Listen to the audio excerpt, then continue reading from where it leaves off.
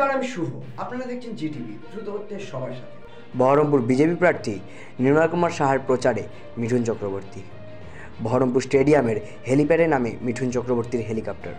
সেখানে উপস্থিত ছিলেন বহরমপুর লোকসভার বিজেপি প্রার্থী নির্মল কুমার সাহা, সাংগঠনিক জেলা সভাপতি শাকারুপ সরকার সহ বিজেপির নেতৃত্ব। বহরমপুরে এসে শাসক দলকে কটাক্ষ করে মিঠুন চক্রবর্তী বলেন, বাংলায় কোনোদিন সভ্যভাবে ভোট হতে পারে না, সোজা বাংলায় ভোট সম্ভব না, অভিযোগ থাকবেই। আমি এখনো পর্যন্ত 6-7টা কমপ্লিট করেছি। যে 7টা কমপ্লিট করেছি, 7টা না 8টা যেগুলো করেছি সেখানে সব খুবই পজিটিভ ভাইবস। দেখে মনে হচ্ছে কি পাবলিক রেসপন্স করছে, তাদের বডি ল্যাঙ্গুয়েজ খুব ভালো, একটা গুড ফিলিং আমি এক্সপেক্ট করছি।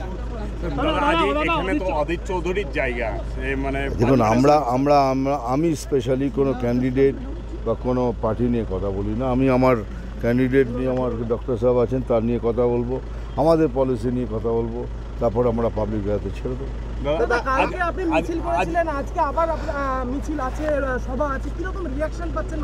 এখনো তো করিনি ভাই, করি তবে বলবো। দাদা, আজকে যে সভা, আজকে যে ভোট হচ্ছে সেখানেও দেখা যাচ্ছে বিস্তর অভিযোগ আসছে আর কি, গন্ডগোল আসবেই কেন এমনি সোজা বাংলা কেউ জিততে পারবে না এখানে। বুঝতেই পারছেন কি বলছি। অভিযোগ জমা পড়েছে আজকের ভোটে। হ্যাঁ, 2 ঘন্টায় 241টা অভিযোগ জমা পড়েছে ভোটে।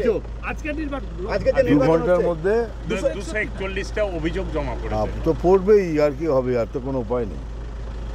কারণ সভ্যভাবে এখানে ভোট হওয়া খুব মুশকিল আছে। না, এটা আমি বললে কি বললাম, আমি কোনো ক্যান্ডিডেট বা কোনো পার্টি নিয়ে আমি কোনো প্রচার করি না। আমি আমার পলিসি নিয়ে, আমার বিজেপি নিয়ে কথা বলি, আর সেটাই স্ট্যান্ড বাই। এইসব বলা এখন মুশকিল। আপনারা এতক্ষণ দেখছিলেন জিটিভি, দ্রুত হচ্ছে সবার সাথে। জিটিভির আরো নতুন নতুন খবরে আপডেট পেতে এক্ষুনি লগ ইন করুন www.gtblivenews.com।